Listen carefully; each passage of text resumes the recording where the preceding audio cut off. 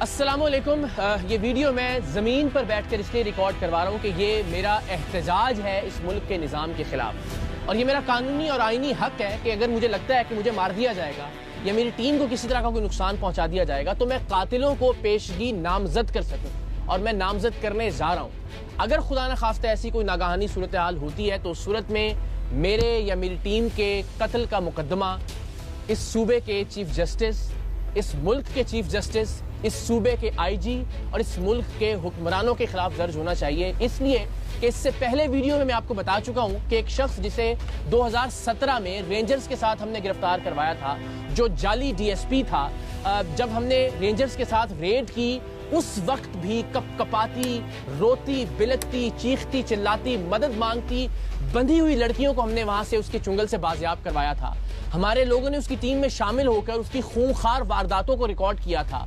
हमने आपको दिखाया था कि किस तरह से वो मियाँ बीवी को लेकर आया था, दोनों को बरहना करके तशद्दुद का निशाना बनाया था, बीवी को अपने पास रखा था और शौहर को भेजा था कि वो अपनी बीवी के तावान के पैसे लाए और बीवी को वापस लेकर जाए। ये तमाम तर उसकी दहशत, उसकी वहशत, उसकी बर्बरियत हमने रिकॉर्ड की अपनी जान पर खेल कर। एक लहजे के लिए जो लोग कहते हैं ना जी फेक और प्लांटेड प्रोग्राम, जरा कोई एक लम्हे के लिए ये जुर्रत करे कि लोडेड पिस्टल्स के सामने आप उसके गैंग में शामिल होकर उसके खिलाफ खुफिया रिकॉर्डिंग कर रहे हो। अल्हम्दुलिल्लाह हमने वो किया, रेंजर्स के साथ इसे गिरफ्तार करवाया। अल्टीमेटली ये शख्स बाहर आ गया, और जो ये शख्स बाहर आया है उस पर कितनी FIR हैं जरा मुलाहिजा कीजिएगा।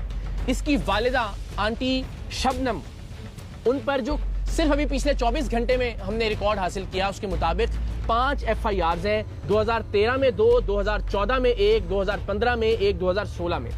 इसी तरह जो शख्स जो हमने गिरफ्तार करवाया, जो जाली डीएसपी था और उसने अपने इर्द गिर्द जाली पुलिस बना रखी थी, उस पर सिर्फ अभी जो हमने 24 घंटे में इंफॉर्मेशन हासिल की 7 FIR हैं। कत्ल की, इक़दामे कत्ल की, मनशियात की, डकैती की, राहजनी की, गैर कानूनी असलहे की, इग़वा बराए तावान की। और ये शख्स आज भी सुबह अदालत में धमकी दे के गया है कि मैं देख लूंगा टीम सरेआम को। आज पेशी थी और आज भी उसकी जमानत, जो अबूरी जमानत उसने हासिल की थी, वो कंटिन्यू हुई है और अगली तारीख पड़ गई है। आप अपने साथ साथ भी देखते रहेंगे, लेकिन मैं आपको जरा बताता भी रहता हूँ। ये दरख्शां थाने में 2016 में इस पर दफा 324 के तहत मुकदमा दर्ज हुआ। ये वजी जिस जाली डीएसपी की मैं बात कर रहा हूँ, 2013 में हमने तो 2016-17 में कार्रवाई की, 2013 से इस पर मुकदमात होते आ रहे हैं और ये शख्स बाहर है आज भी। 2013 में इस पर FIR दर्ज हुई। थाना सर सैयद में पुलिस की जाली वर्दी बरामद हुई, 170 और 171 दफात लगी। 292 दफा के तहत 2013 में एक और मुकदमा इस पर दर्ज हुआ, इसकी वालिदा आंटी शबनम पर दर्ज हुआ। फिर वजी पर 2016 में 10/5/2016 को एक और मुकदमा दर्ज हुआ, 170, 171 और दफा 34 के तहत थाना सर सैयद में। फिर 2/1/2016 को एक और मुकदमा इस पर दर्ज हुआ, 292, 294, 34, 371 A। फिर वजी पर 2016 में 10/5/2016 को एक और मुकदमा दर्ज हुआ सिंध आर्म्स एक्ट के तहत, जिसमें एक पिस्टल 9mm बरामद हुई, 3 अदद लोडेड मैगजीन बरामद हुए इससे। फिर वजी साहब पर 2014 में एक और मुकदमा दर्ज हुआ जिसमें 1140 ग्राम चर्स बरामद हुई, और मेरी इल्म के मुताबिक 1000 ग्राम से ज्यादा पर सजाए मौत होती है। लेकिन ये साहब आज भी बाहर हैं और धमकियां दे रहे हैं।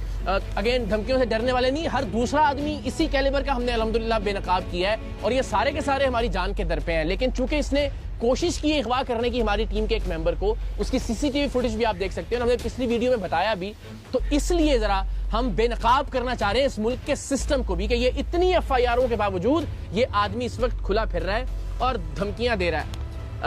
6/9/2014 को वजी साहब पर एक और FIR हुई, 394 और 34 तेपे के तहत।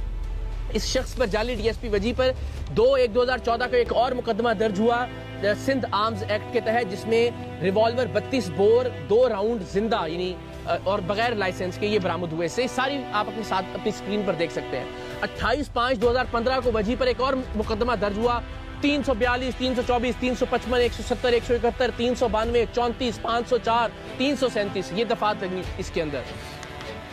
फिर जनाब इसकी वालिदा पर, आंटी शबनम पर, जो कि बुनियादी तौर पर एक फहाशी का अड्डा चलाने का और मनशियात का अड्डा चलाने का काम करती हैं, 2014 में, ये नई FIR नहीं है, 2013 से ऑनवर्ड्स की FIR आपको दिखा रहे हैं, 1595 ग्राम चर्स बरामद हुई 2014 में। ये FIR आप स्क्रीन पर देख सकते हैं।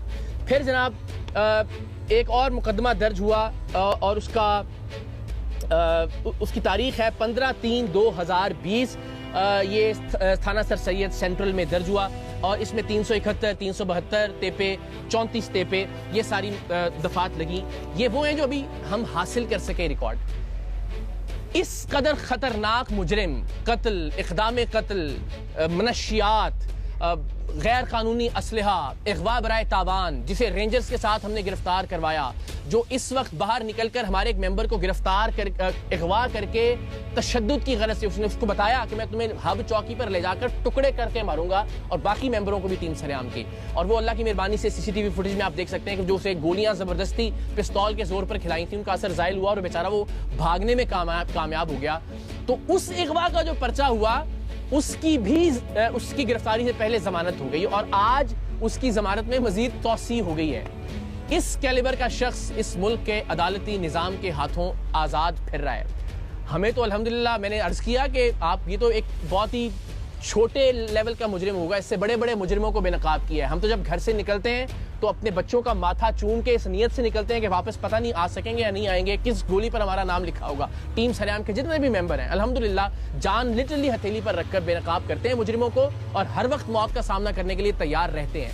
लेकिन जो खतरनाक चीज़ है, एक तो ये कि एक ऐसा आदमी जिसने टीम सरेआम की मदद की, वो अगवा हुआ, अगवा होने से वो बच निकला किसी तरह से और उस पर जो FIR हुई उसमें उसको जमानत मिल गई उस मुजरिम को जिस पर दर्जनों मुकदमात हैं, कत्ल के, इक़दाम कत्ल के, असलहे के, अगवा बराए तावान के। और इससे बढ़कर ये कि आज भी अदालत में खड़े होके वो उस शख्स को धमकी दे रहा है कि मैं देख लूंगा तुम्हें भी और टीम सरेआम को भी। तो ये मुझे नहीं पता कि कौन सा लफ्ज़ इस्तेमाल किया जाना चाहिए इस मुल्क के निज़ाम इंसाफ के लिए। पुलिस एहलकार ज़ाहिर वो यही कर सकते हैं, उन्होंने ये इतने सारे पर्चे दिए हैं उस पर। अब ज़ाहिर अदालतों का काम है कि उसको सज़ा दी जाए, कम से कम ऐसा खतरनाक आदमी बाहर ना हो। 3 साल ये जेल में रहकर आया है और जेल में रहने के बाद इसने एक पूरा गैंग तश्कील दे दिया है और बाहर आकर जो ये कार्रवाइयाँ कर रहा है उसकी भी हम तफसीलात इंशाल्लाह जल्द आप लोगों से शेयर करेंगे।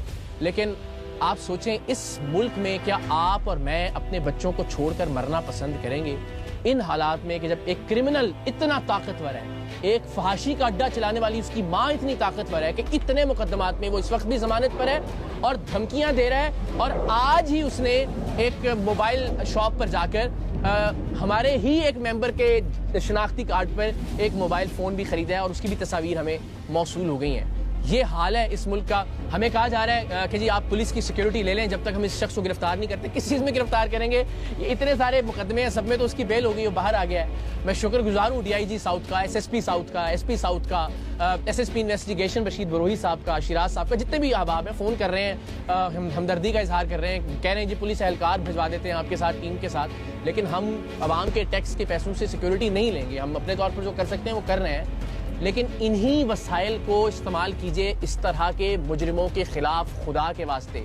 वरना कोई भी शख्स जिसका बस चलेगा वो इस मुल्क से चला जाना चाहेगा। वो नहीं चाहेगा कि इस तरह के निज़ाम इंसाफ के अंदर अपनी औलाद को छोड़कर वो इस दुनिया से रुखसत हो। सो मेरी जितने भी अरबाब इख्तियार इस वक्त देख रहे हैं, बिलखुसूस अदालत से मुतल्लिका जो शख्सियात हैं, अल्लाह ने जिन्हें इख्तियार दिया इंसाफ का, उनसे दस्तबस्ता दरख्वास्त है, इस क्रिमिनल रिकॉर्ड का हामिल शख्स भी अगर इस वक्त आज़ाद फिर रहा है तो फिर वो लोग जो तनकीद करते हैं वो तो करते ही हैं, मैं भी तनकीद कर रहा हूँ। अगर इस पे तौहीन अदालत लगती है तो मैं हाजिर हूँ, गिरफ्तार कर लीजिए, जो सज़ा बनती है आप बिल्कुल सज़ा दीजिए। लेकिन अपने बच्चों के लिए, अपने बच्चों के मुस्तक़बिल के लिए हम आवाज़ उठाते रहेंगे।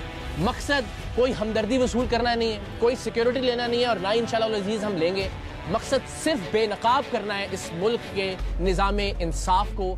ये बताना है कि इस मुल्क में मुजरिम, कातिल, अगवा करने वाला, फहाशी का अड्डा चलाने वाला, मनशियात का अड्डा चलाने वाला कितना ताकतवर है और सच दिखाने वाला और सच को बेनकाब करने वाला कितना वल्नरेबल है, कितने ख़तरे में है। अल्लाह ताला पाकिस्तान का हामी नासिर हो। हम अपने हिस्से की शम्मा रोशन करते रहेंगे, चाहे उस शम्मा में, उस दिए में हमें अपना लहू शामिल करना पड़े। इंशाअल्लाह। पाकिस्तान जिंदाबाद।